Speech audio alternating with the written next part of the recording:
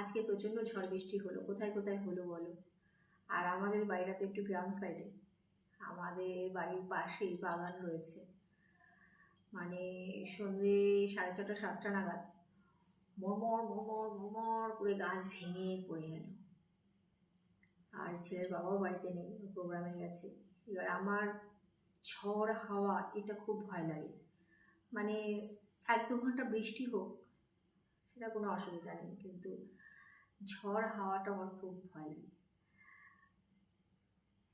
বিশাল, মানে কি বলবো, মানে খুব খুব ঝড় হয়েছে খুব। আর আমি শুধু ঠাকুরকে ডাকছি, ঠাকুর ঝড়টা থামিয়ে দাও, ঝড়টা থামিয়ে দাও, বৃষ্টি হোক বৃষ্টি হোক। ছেলে ছিল বাড়িতে, ছেলে বলছে মা আগে তুমি একা বাড়িতে থাকতা তাহলে কী করতাম। আর কী করতাম, থাকতাম, ভয় লাগতো, থাকতে তো হতোই। তা ও ছিল বাড়িতে, ও রয়েছে। এবার ওরও পড়াশোনা হেঁটাবাটা এইসব এদিক ওদিকে ও যায়, তা ও বাড়িতে থাকে না বিশেষ। এবার তো কোথায় কোথায় ঝড় বৃষ্টি হলো বলো। আমাদের এখানে তো প্রচণ্ড হয়েছে, সেটা তো জানিয়ে দিলাম। বৃষ্টি হয়নি, মানে এই ছিটে ফোটা।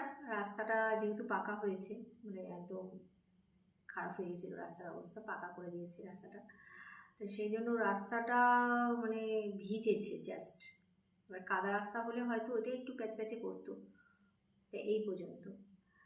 তা কদিন ধরে তো মেঘ হচ্ছে, তা আজকে এটা বৃষ্টিটা হলো, মানে বৃষ্টি না, ঝড় হাওয়াটা হলো। এবার একটু আগেই মনে হচ্ছে ঝড় বৃষ্টিটা, অনেক আগেই হয়ে গেল। দেখা যাক আগে আগে কী হয়।